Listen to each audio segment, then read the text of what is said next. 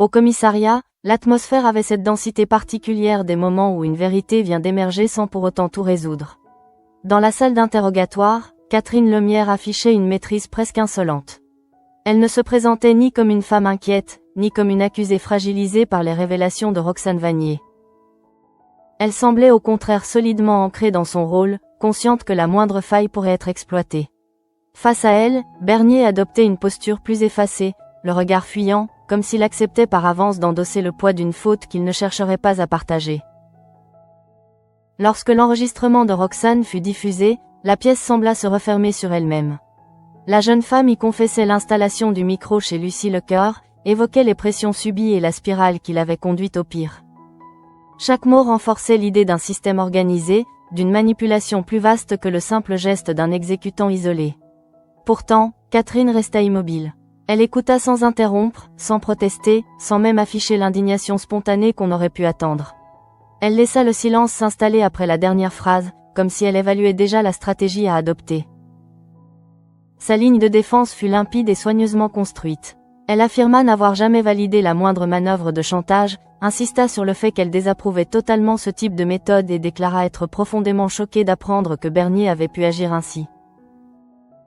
En retournant vers lui un regard chargé d'une déception étudiée, elle se positionna en victime d'un collaborateur qui aurait outrepassé ses fonctions. Elle ne nia pas les sommes versées, mais les présenta comme des honoraires de conseil parfaitement légitimes, dissociés de toute initiative illégale.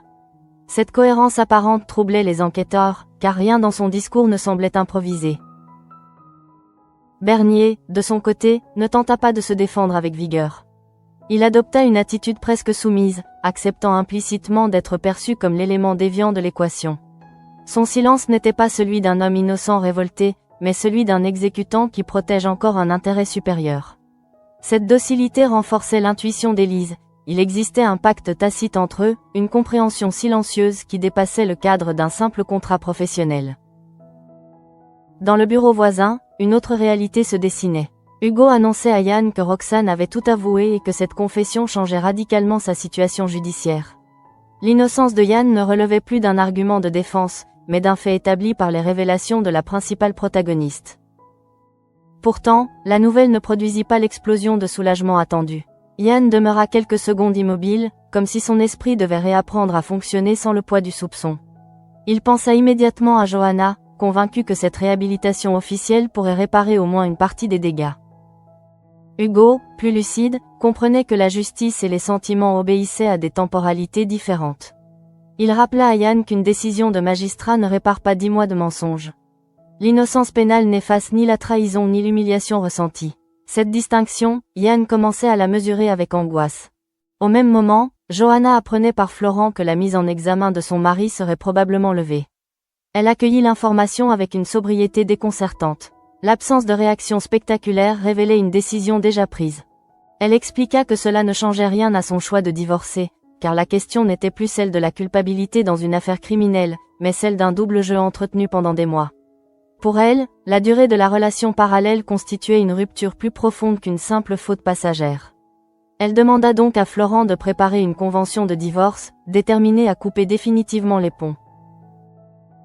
Au commissariat, Baker analysait froidement la situation. Il reconnaissait que l'enregistrement de Roxane créait un faisceau de soupçons solides, mais insuffisant en l'absence de preuves matérielles directes contre Catherine. Il connaissait le profil de cette femme, déterminée, stratège, peu encline à céder sous la pression. Il en conclut qu'elle n'avouerait rien, même acculée, mais il affirma à ses équipes que la patience finirait par payer.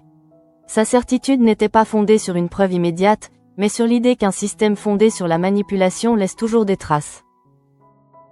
Catherine, une fois libérée, manifesta publiquement son indignation d'avoir été retenue toute la matinée pour ce qu'elle qualifiait de détails techniques.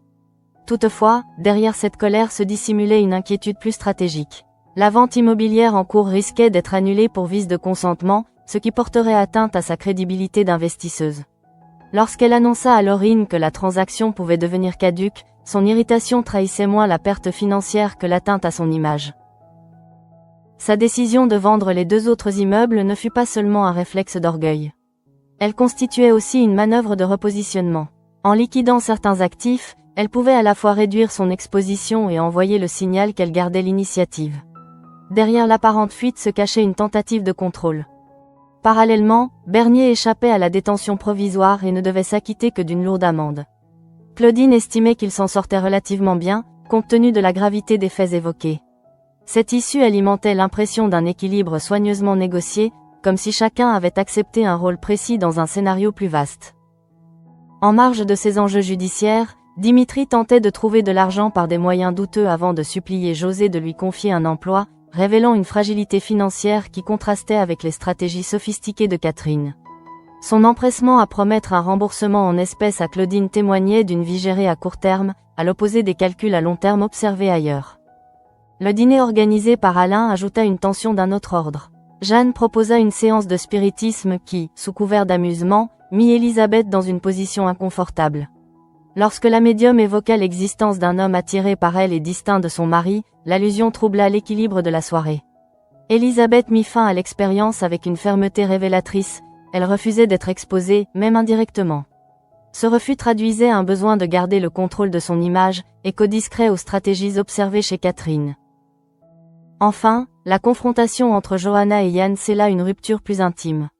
Yann tenta maladroitement de relativiser sa faute en la comparant à une aventure passée de Johanna, mais cette tentative de symétrie échoua. Johanna souligna que la durée et la dissimulation rendaient la situation incomparable. Malgré les excuses de Yann, elle affirma qu'elle ne pardonnerait pas, transformant ainsi l'innocence judiciaire en victoire creuse. Dans la solitude de la nuit, Catherine repensa à l'enregistrement, à la retenue de Bernier et à l'absence de preuves décisives contre elle. Elle savait que la partie n'était pas terminée. Son double jeu tenait encore, mais elle percevait que la moindre erreur pourrait tout faire basculer. Cette conscience aiguë du danger, loin de la paralyser, semblait au contraire nourrir sa détermination. La nuit n'avait pas suffi à dissiper les tensions accumulées, et au petit matin chacun semblait porter en silence les conséquences invisibles de la veille.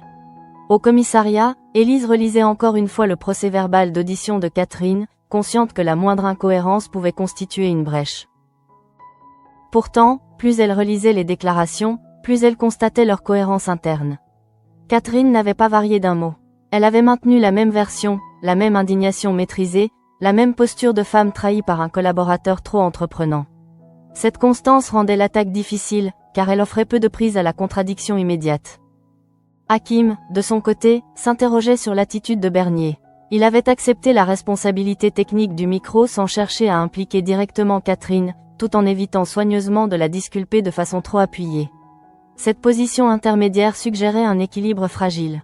Il ne la protégeait pas explicitement, mais il ne la chargeait pas non plus. Ce flou entretenait l'impression d'un accord tacite, d'un arrangement préalable dans lequel chacun connaissait la limite à ne pas franchir.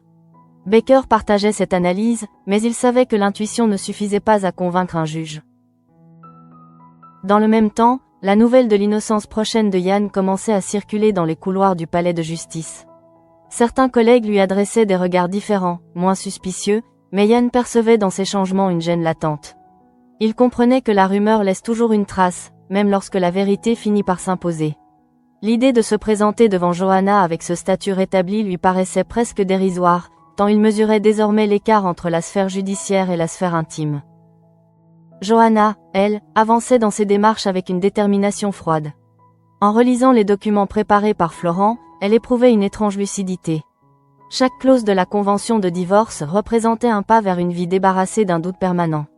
Elle ne ressentait plus la colère brûlante des premiers jours, mais une forme de détachement méthodique. La trahison n'était plus une blessure ouverte, elle était devenue une donnée structurante, un élément qu'elle refusait désormais d'intégrer à son avenir. Chez Catherine, l'ambiance était différente. Laurine observait sa mère avec une inquiétude qu'elle peinait à dissimuler. La décision de vendre les immeubles traduisait une volonté de rupture radicale, mais aussi un aveu implicite que la situation échappait en partie à son contrôle. Catherine justifiait ce choix par une stratégie de repositionnement, évoquant la nécessité de sécuriser son patrimoine et de couper court aux spéculations. Pourtant, au-delà des arguments financiers, on percevait chez elle une volonté de marquer le terrain, de montrer qu'elle restait maîtresse du jeu malgré l'enquête. Elle analysait froidement la séquence des événements. L'aveu de Roxane constituait une menace, mais aussi une opportunité. En concentrant l'attention sur la jeune femme et sur Bernier, elle espérait détourner durablement les soupçons. Elle savait que l'absence de preuves matérielles directes lui laissait une marge de manœuvre, et elle comptait exploiter chaque faille procédurale. Son esprit fonctionnait comme un tableau stratégique où chaque acteur occupait une case précise. Bernier, quant à lui, vivait les heures suivantes dans une tension plus diffuse. L'amende prononcée représentait un coût élevé, mais la liberté conservée lui permettait encore d'espérer un redressement.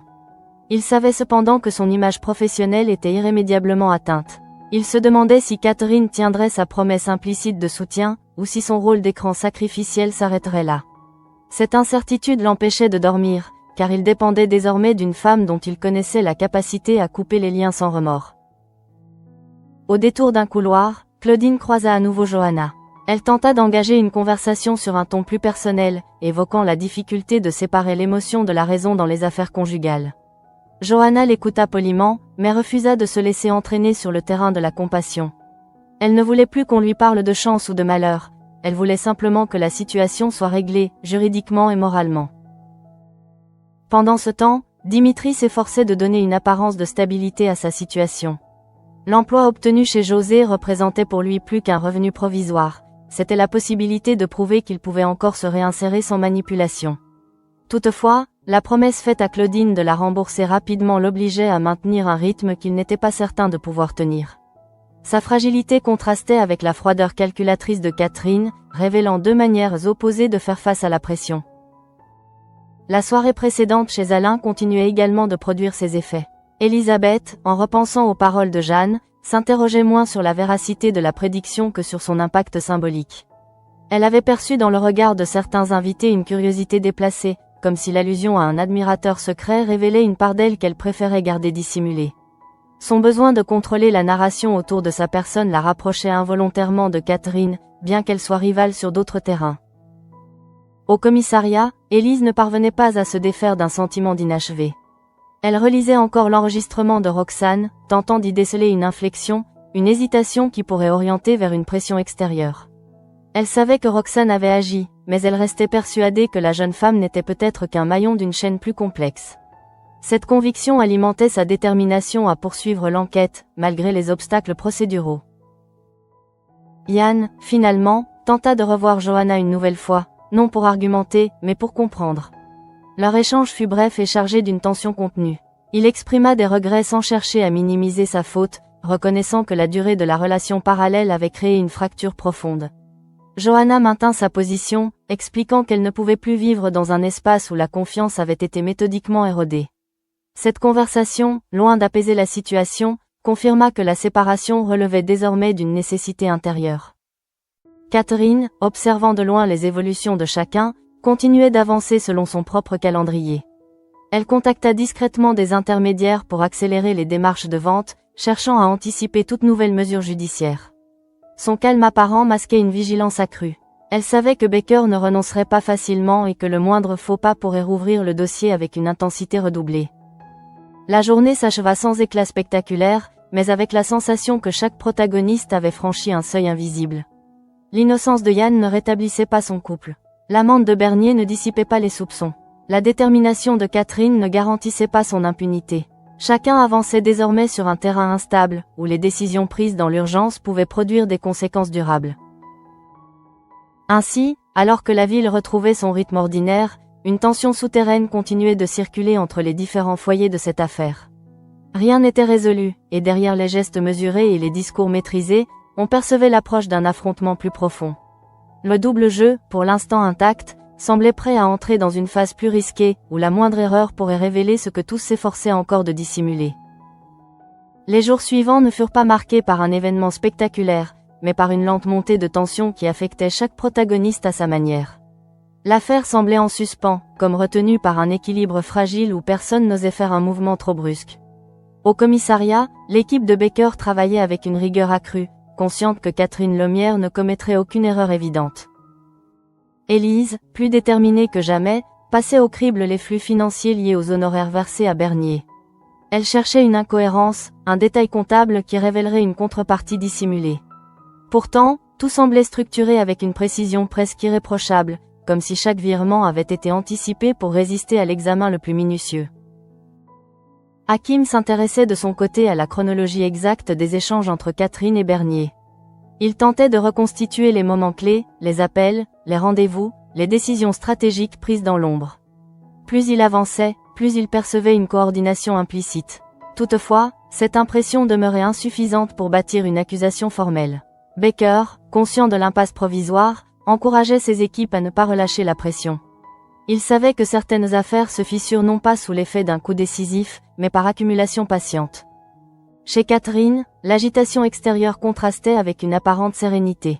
Elle recevait ses interlocuteurs avec la même assurance qu'avant l'enquête, comme si l'ombre du commissariat n'avait jamais franchi le seuil de son bureau. Pourtant, ses décisions trahissaient une stratégie de repli calculée. La mise en vente accélérée de ses immeubles témoignait d'une volonté de réduire son exposition financière. Elle expliquait à Laurine que cette phase de transition était nécessaire pour « tourner la page », mais cette expression dissimulait une analyse froide des risques à venir. Catherine ne croyait pas au hasard, elle anticipait les scénarios les plus défavorables et cherchait à s'en prémunir avant même qu'ils ne se matérialisent. Bernier, quant à lui, éprouvait une solitude plus lourde. L'amende qu'il devait régler pesait sur lui comme un rappel constant de sa vulnérabilité. Il se demandait si Catherine continuerait à le soutenir discrètement ou si son rôle s'était limité à absorber le choc initial. Il mesurait désormais le déséquilibre de leur relation, il avait été utile, mais il n'était pas indispensable. Cette prise de conscience le rendait nerveux. Il savait que dans ce type d'alliance, la loyauté ne repose pas sur l'affection, mais sur l'intérêt mutuel. Parallèlement, la situation de Yann évoluait d'une manière plus intime que judiciaire. Officiellement blanchi, il retrouvait une liberté de mouvement, mais cette liberté semblait vide. Ses collègues le saluaient avec une politesse renouvelée, certains avec une gêne palpable. L'ombre du soupçon s'éloignait, mais l'ombre de ses choix personnels demeurait. Il tenta à nouveau d'entrer en contact avec Johanna, non pour se justifier, mais pour comprendre si un dialogue restait possible. Johanna, fidèle à sa décision, maintenait une distance ferme. Elle expliquait que le problème n'était pas l'affaire en elle-même, mais la durée du mensonge, la coexistence de deux réalités parallèles dont elle n'avait rien su. Dans son cabinet, elle travaillait avec une concentration presque mécanique. Le dossier de divorce avançait sans éclat, comme une formalité administrative que l'on exécute avec rigueur. Florent percevait dans son attitude une détermination froide, différente de la colère initiale. Cette évolution le frappait davantage que les reproches véhéments des premiers jours. Johanna ne cherchait plus à convaincre Yann de sa faute, elle se contentait d'organiser sa sortie. Le dîner chez Alain continuait également de produire des répercussions indirectes. Elisabeth, en repensant à la séance de spiritisme, se montrait plus méfiante que superstitieuse. Elle analysait les mots de Jeanne comme une intrusion dans son espace privé. Même si l'allusion à un admirateur restait floue, elle n'appréciait pas qu'un élément imprévu vienne troubler l'image maîtrisée qu'elle cultivait. Elle décida de réduire les occasions où sa vie personnelle pourrait être évoquée publiquement, renforçant ainsi le contrôle qu'elle exerçait sur son environnement. Dimitri, pour sa part, découvrait les exigences d'un travail régulier à l'atelier de José. Il s'efforçait de prouver sa bonne volonté, conscient que sa crédibilité dépendait désormais de sa constance. Son engagement à rembourser Claudine constituait une pression supplémentaire. Il comprenait que cette dette représentait bien plus qu'une somme d'argent, elle symbolisait la confiance fragile qu'il tentait de reconstruire. Au commissariat, Élise demeurait obsédée par l'idée qu'un élément leur échappait. Elle revisita l'enregistrement de Roxane sous un angle psychologique, cherchant à identifier des signes d'influence ou de manipulation. Elle savait que les aveux pouvaient être sincères tout en étant partiels. Si Roxane avait agi sous pression, cette pression devait laisser une trace, un indice. Toutefois, sans nouvelle déclaration de la jeune femme, l'enquête stagnait. Catherine, observant la situation avec une lucidité stratégique, comprenait que le temps jouait en sa faveur tant qu'aucune preuve supplémentaire n'émergeait. Elle multipliait les gestes publics de normalité, participait à des réunions professionnelles, affichait une confiance intacte. Ce choix n'était pas seulement une posture, il constituait une manière d'affaiblir la perception de culpabilité. Elle savait que l'opinion se nourrit de symboles autant que de faits. Yann, confronté à la fermeté de Johanna, finit par admettre que son innocence pénale ne lui rendrait pas son couple. Cette prise de conscience s'accompagna d'un sentiment de responsabilité plus profond. Il comprenait désormais que la relation parallèle avait créé une fracture structurelle, et que la confiance ne se décrète pas par décision judiciaire. Cette lucidité tardive ne changeait pas l'issue, mais elle modifiait son regard sur ses propres actes. Ainsi, chaque protagoniste avançait dans une direction distincte, mais reliée par le même fil invisible. L'enquête demeurait ouverte, le divorce se précisait, les stratégies financières se mettaient en place. Aucun affrontement direct n'éclatait encore, mais l'impression dominante était celle d'une pression croissante.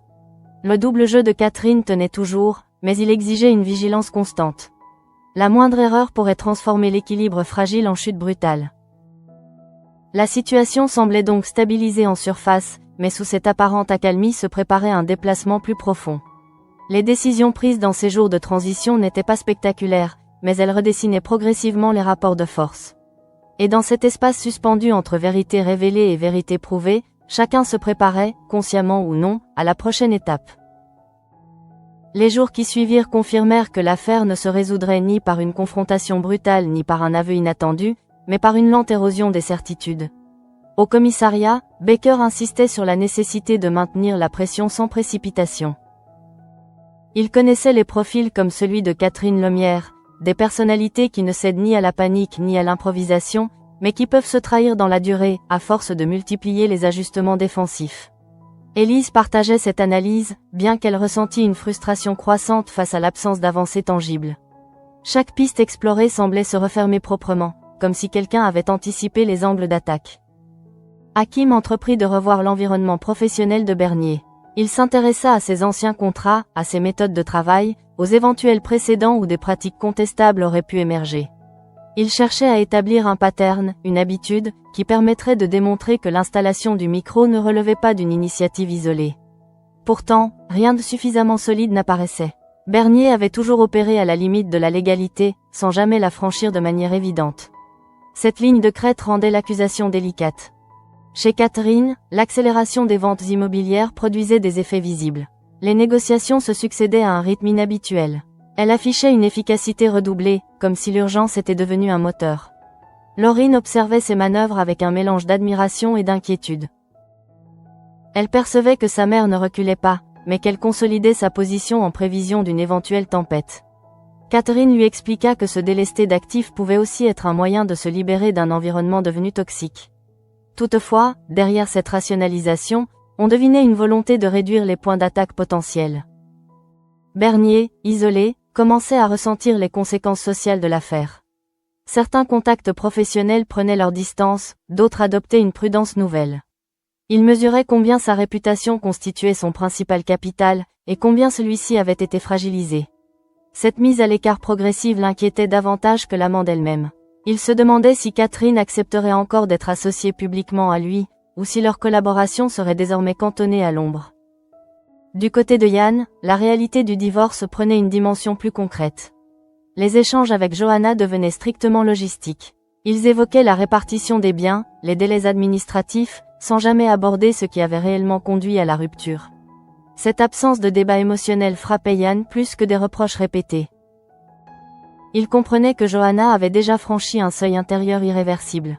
Il tentait parfois de faire émerger une discussion plus personnelle, mais elle ramenait systématiquement l'échange sur un terrain factuel, comme si toute tentative d'intimité appartenait désormais au passé.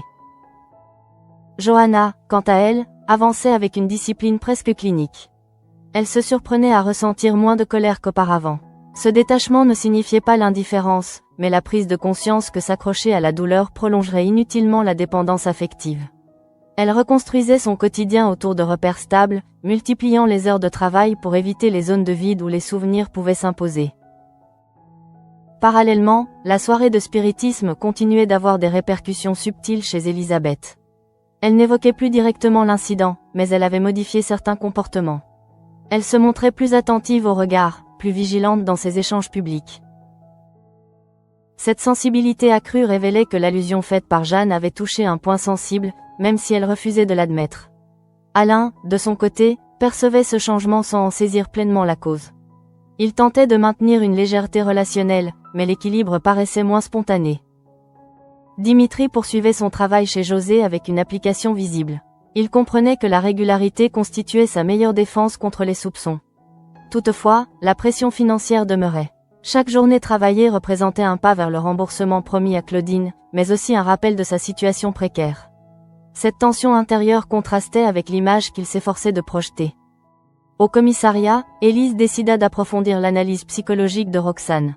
Elle demanda à consulter les comptes rendus des entretiens précédents afin de détecter d'éventuelles contradictions. Elle cherchait à comprendre si la jeune femme avait agi par conviction, par peur ou sous influence. Cette approche indirecte constituait peut-être la seule voie encore exploitable. Baker soutenait cette initiative, conscient que l'affaire pourrait basculer non par une preuve matérielle nouvelle, mais par un changement de version. Catherine, informée de la persistance de l'enquête, renforça sa stratégie de normalisation. Elle multiplia les apparitions publiques, donna des interviews soigneusement calibrées sur ses projets futurs, et insista sur sa volonté de se consacrer à de nouveaux investissements. Cette exposition contrôlée visait à diluer l'image d'une femme suspecte dans celle d'une entrepreneur dynamique. Elle savait que l'opinion publique influence parfois la perception institutionnelle, et elle entendait utiliser cet effet à son avantage. Ian, confronté à la progression administrative du divorce, commença à mesurer concrètement ce qu'il perdait. L'absence de disputes violentes rendait la séparation plus irrévocable encore. Il comprit que l'amour ne disparaît pas toujours dans le fracas, il peut s'éteindre dans une succession de décisions rationnelles. Cette prise de conscience l'obligea à affronter la part de responsabilité qu'il avait longtemps minimisée. Ainsi, l'équilibre général restait instable. L'enquête avançait par cercles concentriques, le divorce se consolidait, les stratégies économiques se mettaient en place. Rien n'explosait, mais tout évoluait. Le double jeu de Catherine demeurait intact en apparence, mais il exigeait désormais une vigilance constante. La moindre variation de ton, le moindre faux pas médiatique ou judiciaire pourrait déclencher une réaction en chaîne. Dans ce contexte, chacun semblait se préparer à un affrontement qui n'avait pas encore pris forme. L'impression dominante n'était plus celle d'un scandale imminent, mais celle d'une tension prolongée, prête à se cristalliser autour du premier élément imprévu. Et dans cet espace suspendu, où vérité et stratégie coexistaient, les rapports de force continuaient de se redessiner en silence. L'équilibre fragile dans lequel chacun s'était installé commençait à produire ses premiers craquements, non pas sous l'effet d'un événement spectaculaire, mais à travers une accumulation de pression diffuse. Au commissariat, l'équipe de Baker poursuivait son travail avec une détermination méthodique. Élise, convaincue que la clé se trouvait dans les zones grises plutôt que dans les déclarations officielles, décida d'examiner plus en détail les échanges indirects entre Catherine et Bernier. Elle s'intéressa aux rendez-vous non déclarés, aux intermédiaires, aux transferts financiers périphériques qui pourraient révéler une coordination dissimulée. Hakim, quant à lui, entreprit de revoir l'entourage professionnel de Roxane. Il cherchait à déterminer si la jeune femme avait évoqué, à un moment ou à un autre, une pression exercée par une tierce personne. Son intuition persistait, un acte d'une telle gravité ne naît pas toujours d'une seule volonté. Pourtant, les témoignages recueillis confirmaient surtout l'isolement progressif de Roxane, sa vulnérabilité et son impression d'être piégée par des circonstances qu'elle ne maîtrisait plus. Pendant ce temps, Catherine affinait sa stratégie. La mise en vente des immeubles progressait rapidement, et elle s'assurait que chaque transaction soit juridiquement irréprochable. Elle ne laissait aucune place à l'improvisation, consciente que le moindre vice de procédure pourrait être exploité contre elle. En public, elle affichait une énergie presque renouvelée, parlant de nouveaux projets et de diversification. En privé, cependant, elle analysait chaque mouvement du commissariat comme une pièce d'un échiquier où elle refusait d'être la cible. Laurine percevait cette tension dissimulée derrière l'assurance maternelle.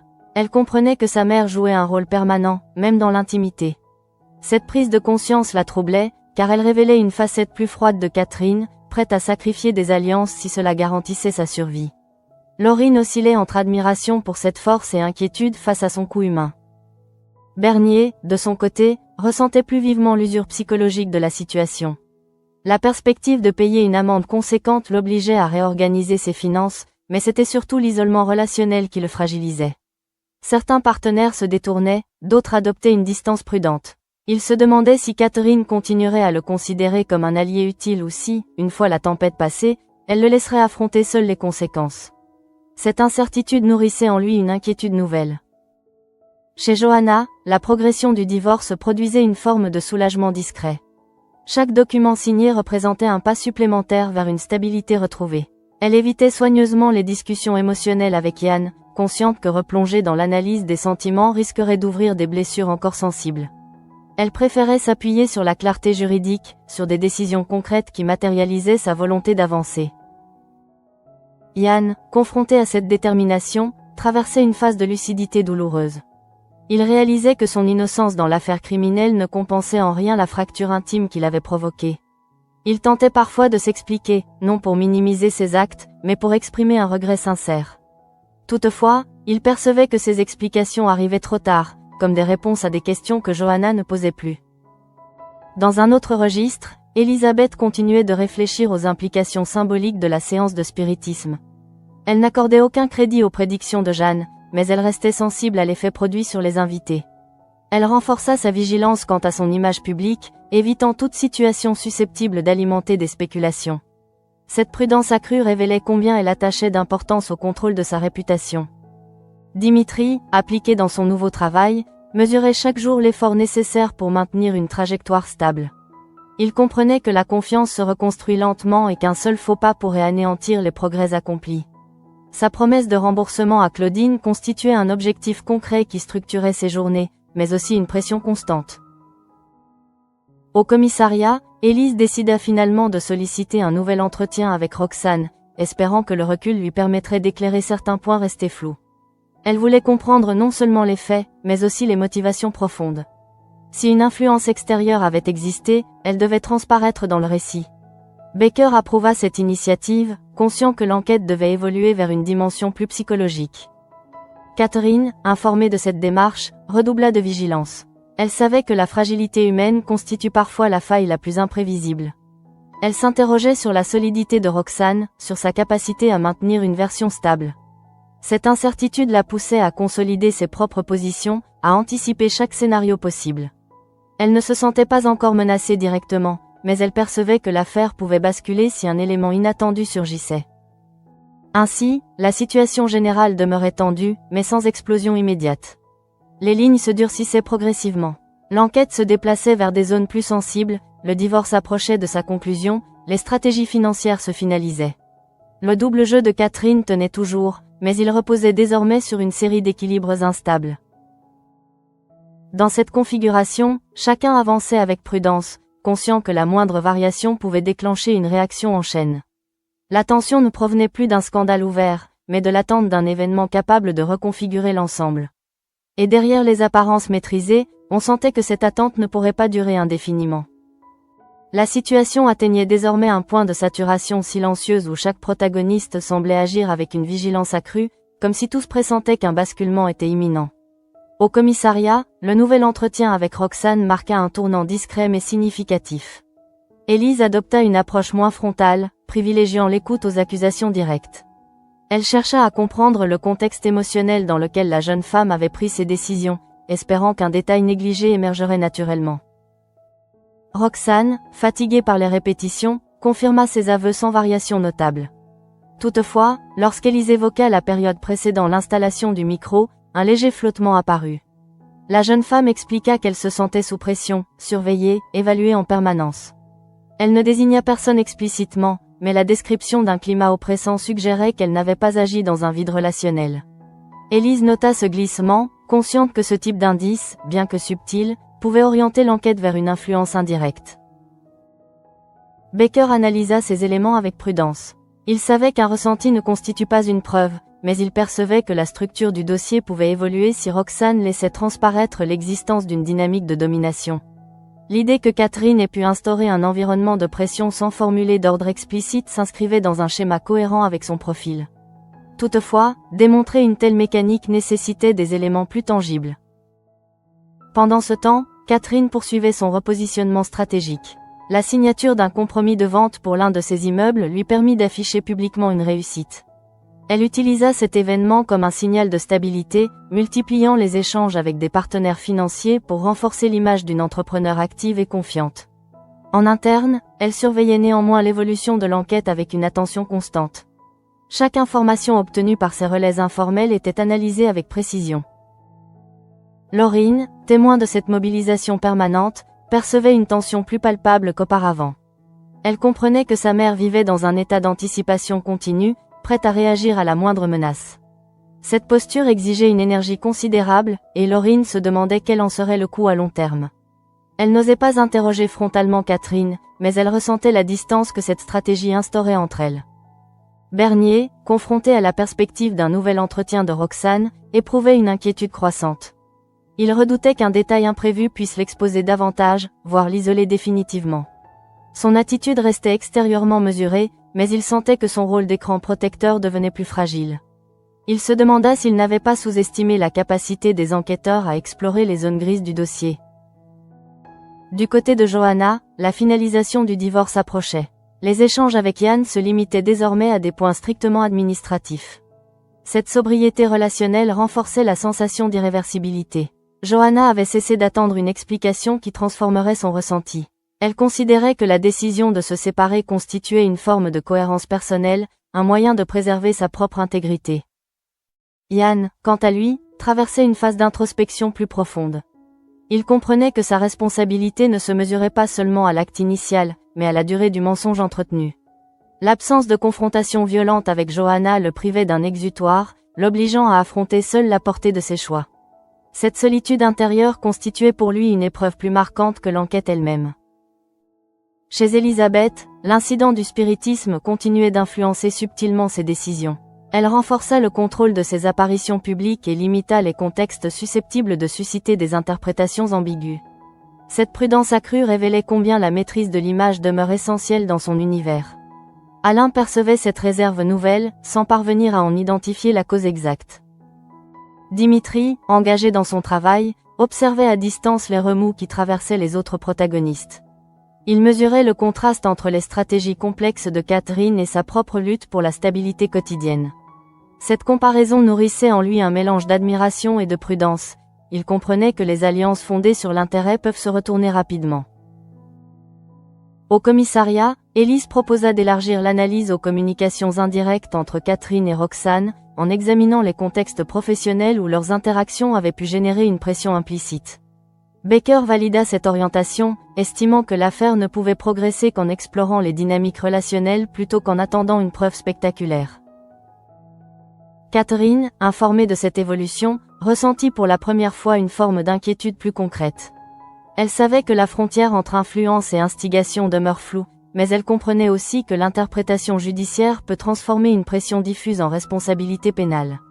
Cette prise de conscience ne la paralysa pas, elle renforça au contraire sa vigilance. Elle s'assura que toutes ses communications récentes soient irréprochables et réduisit les échanges susceptibles d'être interprétés. Ainsi, la tension atteignait un niveau où chaque geste, chaque parole, pouvait être perçu comme significatif. L'enquête se déplaçait vers un terrain plus subtil, le divorce approchait de son terme, les repositionnements financiers se concrétisaient. Le double jeu de Catherine subsistait, mais il exigeait désormais une précision constante. L'équilibre général paraissait tenir encore, mais il reposait sur des fondations de plus en plus sollicitées. Chacun avançait avec la conscience que la moindre révélation, même indirecte, pourrait reconfigurer les rapports de force. Dans ce climat d'attente tendue, la perspective d'un dénouement se rapprochait sans encore se manifester pleinement. À mesure que la semaine avançait, l'impression d'un équilibre maintenu de force devenait presque tangible. Rien ne semblait exploser, mais tout vibrait sous la surface. Au commissariat, Élise et Hakim travaillaient désormais sur une hypothèse plus fine, non pas un ordre explicite donné par Catherine à Roxane ou à Bernier, mais une construction progressive d'un climat où certaines actions devenaient implicitement attendues. Baker ne cessait de répéter que les crimes sophistiqués laissent rarement des traces grossières, ils s'appuient sur des dynamiques d'influence qui se démontrent par cohérence d'ensemble. L'entretien approfondi avec Roxane, bien qu'il n'ait pas produit d'accusations directes supplémentaires, avait fait émerger un élément troublant. La jeune femme décrivait une pression constante, une impression de devoir prouver sa loyauté, de ne pas décevoir. Elle ne parlait pas d'ordre, mais d'attente. Cette nuance fascinait Élise. Dans certaines affaires, la suggestion vaut commandement. Si Catherine avait su instaurer un environnement où le zèle devenait la norme, la frontière entre responsabilité morale et responsabilité pénale pouvait s'estomper. Catherine, de son côté, percevait ce déplacement stratégique. Elle comprenait que l'enquête ne cherchait plus seulement un fait matériel, mais un schéma relationnel. Cette évolution la rendait plus prudente encore. Elle limita ses échanges directs, privilégia les intermédiaires et s'assura que chaque prise de parole publique renforce l'image d'une dirigeante ferme mais respectueuse des règles. Elle savait qu'un procès d'intention pouvait s'installer même en l'absence de preuves tangibles. Sa défense reposait désormais sur la cohérence de son comportement global. La vente du premier immeuble fut officiellement conclue, ce qui lui permit d'afficher une réussite concrète. Elle présenta cette transaction comme la preuve que ses affaires continuaient sans entrave. Toutefois, derrière cette façade de normalité, elle surveillait chaque mouvement du commissariat. Elle mesurait que le danger ne résidait plus seulement dans un document compromettant, mais dans l'interprétation que les enquêteurs pourraient construire à partir des relations passées. Bernier, inquiet, sentit que le centre de gravité de l'affaire se déplaçait.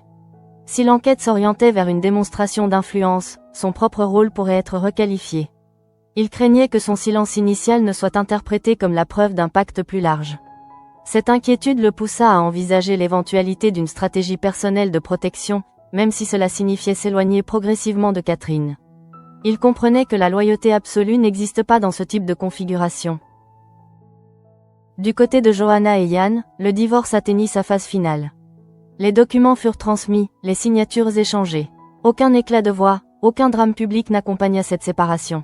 La rupture se produisit dans une sobriété presque clinique, ce qui la rendait plus définitive encore. Yann comprit que l'innocence proclamée par la justice ne lui rendrait pas la confiance perdue. Il prit acte de cette réalité avec une lucidité douloureuse. Johanna, quant à elle, éprouva un mélange de tristesse et d'apaisement. Elle ne cherchait plus à comprendre les raisons profondes de la trahison, elle cherchait à préserver sa cohérence intérieure. Parallèlement, l'incident du spiritisme laissa une trace plus discrète mais persistante chez Elisabeth. Elle renforça son contrôle sur les événements sociaux à venir et s'assura que son image publique demeure irréprochable. Elle comprenait que la perception peut se transformer en vulnérabilité si elle n'est pas maîtrisée. Cette vigilance accrue la rapprochait involontairement de Catherine dans leur manière respective de gérer le regard extérieur, même si leurs intérêts demeuraient opposés. Dimitri, engagé dans sa routine professionnelle, observait ces évolutions avec un certain détachement. Il percevait que les enjeux qui entouraient Catherine et les autres dépassaient largement sa propre lutte quotidienne. Toutefois, il comprenait aussi que dans un univers dominé par les rapports de force, chacun peut devenir un levier potentiel. Cette prise de conscience renforça sa prudence. Au commissariat, Élise présenta à Baker une synthèse des éléments accumulés. Cohérence des déclarations de Catherine, silence calculé de Bernier, climat de pression décrit par Roxane. Rien de décisif isolément, mais un faisceau converge. Baker estima que le moment n'était pas encore venu d'agir frontalement. Il préférait consolider le dossier, accumuler des indices complémentaires avant toute initiative judiciaire. Cette retenue stratégique témoignait d'une volonté de ne pas exposer l'enquête à un revers prématuré. Catherine ressentit malgré tout un frémissement. Elle comprenait que l'absence de charge immédiate ne signifiait pas la fin du danger. Elle se tenait dans une zone intermédiaire, ni blanchie ni accusée formellement. Cette position exigeait une discipline constante. Elle savait que la moindre erreur, même mineure, pourrait être interprétée comme la confirmation d'un soupçon. À la fin de cette séquence, aucun verdict spectaculaire ne fut prononcé, aucune arrestation ne vint bouleverser l'équilibre apparent. Pourtant, tout avait changé. L'innocence de Yann avait été proclamée, mais son couple n'y avait pas survécu. Bernier avait évité la détention, mais son avenir professionnel demeurait incertain. Catherine avait conservé son statut, mais son double jeu entrait dans une phase plus risquée où l'influence pouvait devenir un angle d'attaque. Ainsi se refermait cette étape de l'histoire, non par une résolution nette, mais par une intensification silencieuse des enjeux. L'épisode ne livrait pas de conclusion définitive, mais installait un nouveau rapport de force. Derrière les apparences de contrôle et de normalité, les lignes bougeaient encore. Et dans cet espace suspendu entre preuve et interprétation, la certitude la plus forte restait celle-ci, la partie n'était pas terminée, et chaque protagoniste se préparait déjà à la prochaine manœuvre.